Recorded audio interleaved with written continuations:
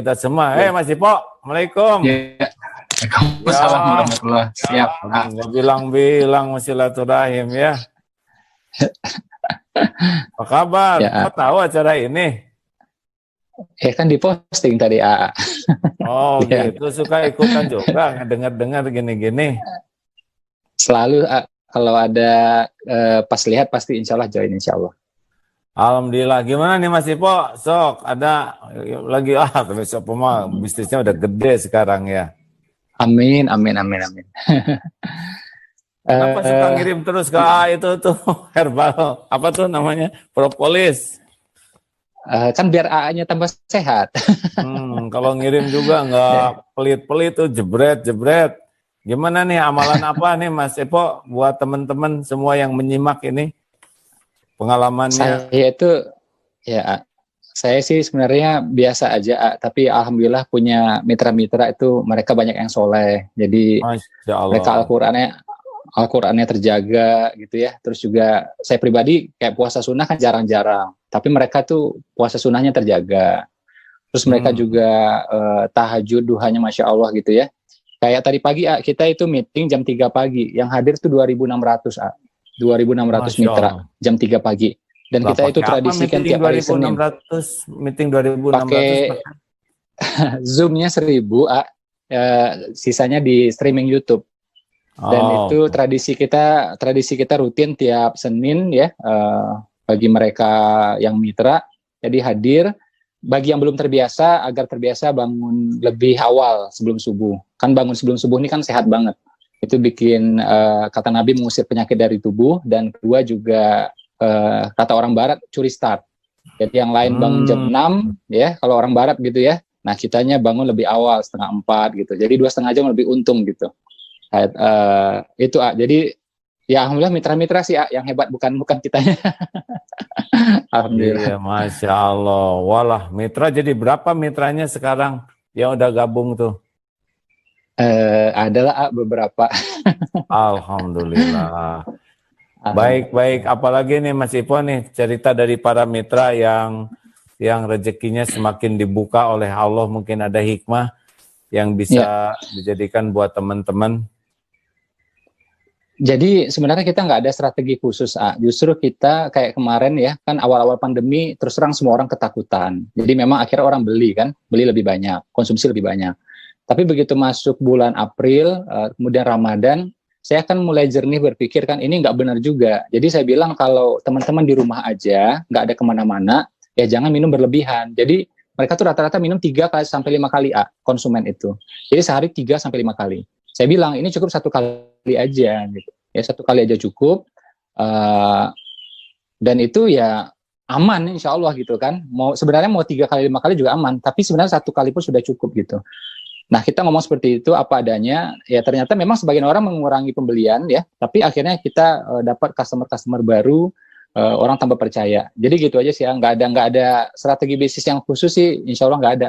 Tapi memang kita udah terbiasa sebelum pandemi ini online jadi memang biasa di rumah. Karena mitra-mitra ini juga 60% ibu-ibu, dan data dari kementerian juga, Kementerian Koperasi ya, katanya 60% UKM juga dikelola oleh ibu-ibu. Makanya kami berusaha mengantarkan para ibu-ibu ini kembali di rumah, lebih ramah di rumah. Ya, jadi tugas kita seperti itu. Jadi dengan online itu ternyata bisa. Ya. Memang dengan online ini Masya Allah, termasuk sekarang ceramah online juga di rumah ya. Kalau keluar ya resikonya makin tinggi nih. Jadi Allah menyiapkan teknologi, Allah memberikan wabah ini pasti bukan sesuatu yang sia-sia. Banyak hikmahnya. Juga beruntung sekali nih dengan maksudnya beruntung itu diberi kesempatan waktu lebih leluasa untuk belajar, untuk evaluasi diri, untuk tukar pikiran, syariatnya dengan adanya wabah. Wabah ini adalah saat untuk kita mengasah gergaji lah. Pokoknya mah kalau gergaji semakin tajam, maka semakin efektif gitu ya. Ada saran-saran yang lain nih, Mas Ipo, sebelum kita dengar juga dari yang lainnya. Halo? Mungkin ya, jadi ya seperti bilang ya, jadi pandemi ini membuat kita sadar apa yang benar-benar prioritas. Jadi akhirnya kita lebih memprioritaskan agama, kita lebih banyak berdoa, kita memprioritaskan keluarga, kita memprioritaskan kesehatan.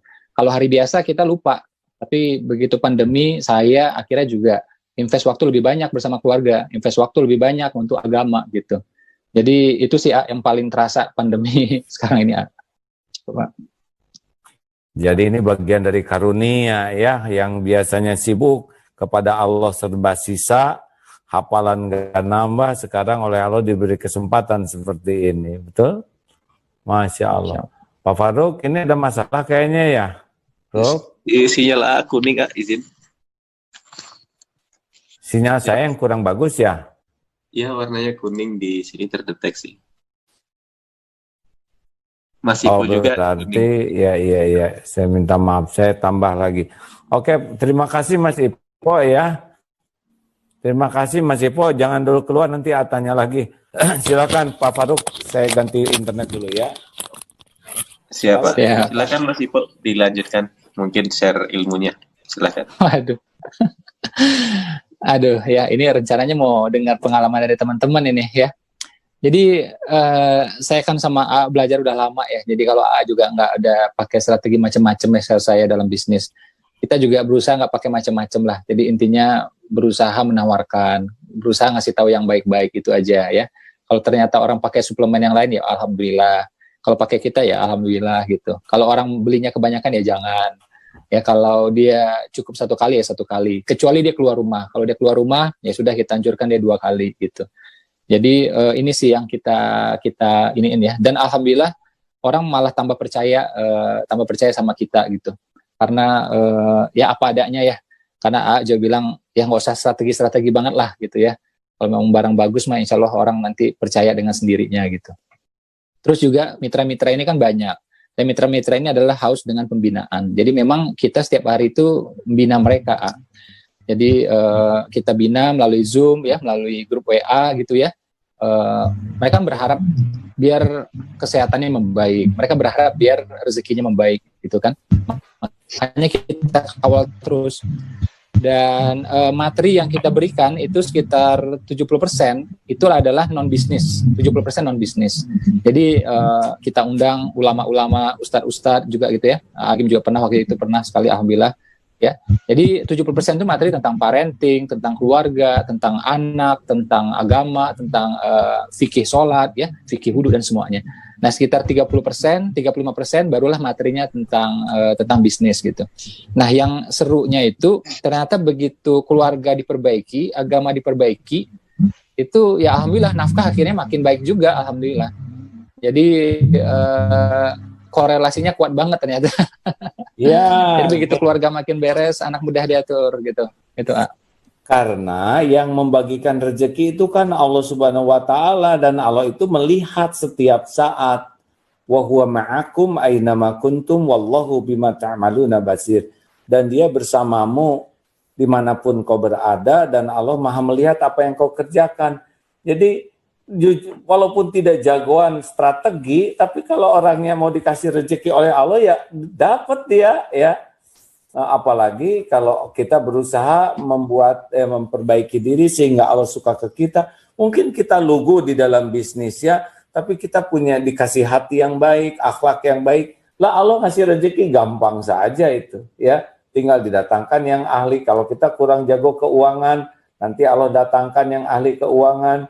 Kita kurang mahir di dalam misalkan strategi marketing, nanti ada yang dibuat bergabung yang bisa marketing. Karena Allah yang mengatur segala urusan, maka benar, jadi lempeng-lempeng saja hidup, nggak usah serakah, jangan kemaruk, jangan licik, begitu ya. Terima kasih Mas Ipo, ya kita dengar lagi yang lain ya. Makasih ya Mas, sing barokah usahanya.